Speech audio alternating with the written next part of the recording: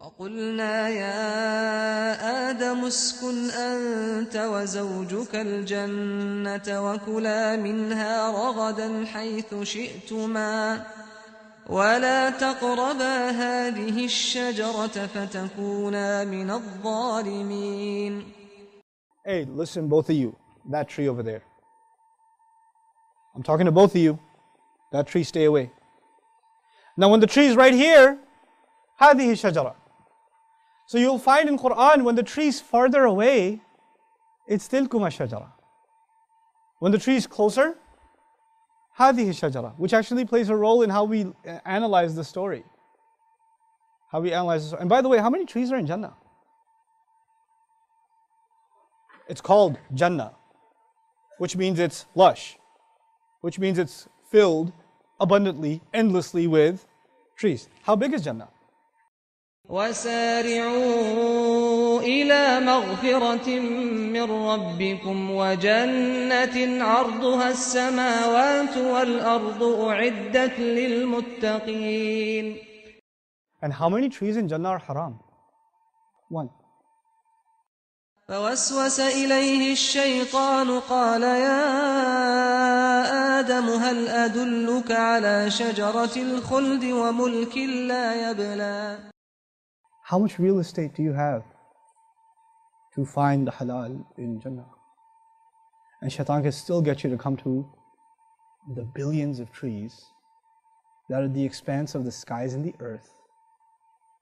You try to get you to go near that one tree. By the way, even getting near the tree must be a trek.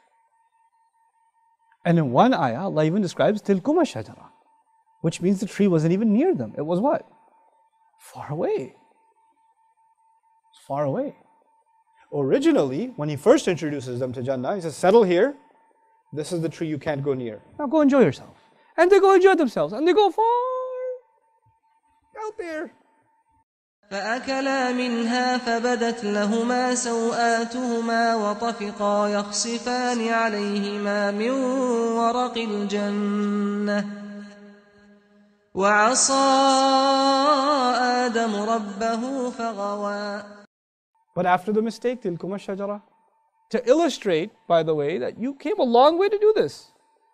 And that's why we understand, فَدَلَّهُمَا بِغُرُورٍ, shaitan reeled them in using deception. You know what dalla means? Dalu. What's dalu? It's a verb that comes from that, dalla, to use a bucket to lure people in. In other words, you put a bucket, you put a carrot in it, and the animal smells it, and you pull it in a little more, and you pull it in a little more, and you pull it in a little more, until the animal's trapped. Dalla is also used when you pull a bucket up from a well. Does it come up right away or slowly? Yes? Now if a bucket comes up quickly, adla. Adla. When a bucket comes up slowly, dalla. Dallahuma bighurur. He slowly reeled them in. In other words, at one time, hey, why don't you eat from the tree? And they're like, okay, sounds like a good idea. Totally, we should do this. It was a little bit, then a little bit, then a little bit. And every time was almost inconceivable that we're doing something wrong. Because it was just a little bit of a, one step closer, we're not even at the tree. We're just kind of, can't even see it yet.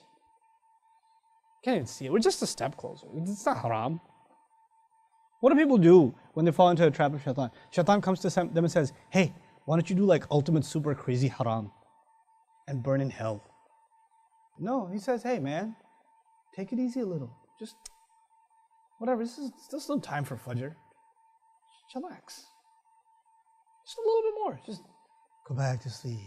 Sleep. You can feel shaitan's foot pressing down on the pillow. And you're like, I got a little bit of time. So first he gets you with salat. And he has to get you with salat first. You know why? You want to kill the guard. You want to penetrate the castle. You got to take out the guard first. Right? So get you with salat first. You start saying, oh, just whatever. I prayed at 8 o'clock. It's a big deal. At least I prayed. It's like the security guard who shows up late. Is there a possibility that the enemy went in before you got there? Yeah? Possibility, right? What does Allah say about salat? Inna salata tanha anil fahsha'i wal munkar. Salat is what prevents you from shamelessness. When your salat starts falling apart, does shaitan have opportunity to do other stuff with you? Ooh. So first, it's not a big deal. It's just a little late. It's just that, and he won't get you to miss it altogether. It'll be the guy that shows up first before the adhan. Then you don't have to go that early. Show up after the adhan. They'll be like, you don't have to pray all the sunnahs. It's not fard. Then you're like, okay. Okay, well, salat's at 8:15. It's only 8 right now. Just go at 8:10. Then a couple of weeks later, he'll be like, look, you're going to catch salat. He's going to work his way, right? So then you catch like third rakah. Then he comes back and says, hey man, it's already over. Just pray at home. Then he comes back and says, it's already over. And you're like halfway through the movie. Just finish the movie and pray. So he works his way. And then eventually, now it used to be you're praying at the masjid. Then slowly you're praying at home. Then you're praying at home really late. Then you're really tired, right? You just finished watching a movie. Why don't you sleep a little, then wake up and pray? Just a little nap, you wake up, you got control. So you wake up at 2 in the morning, 3 in the morning, I haven't prayed Isha.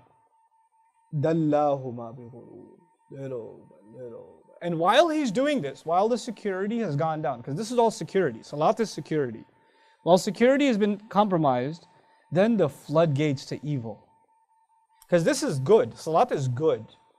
But leaving it opens the doors to evil. That's when he does that other stuff. So the kinds of movies you watch changes. The kinds of stuff you expose yourself to changes. You start becoming a different kind of person. A personality change starts happening.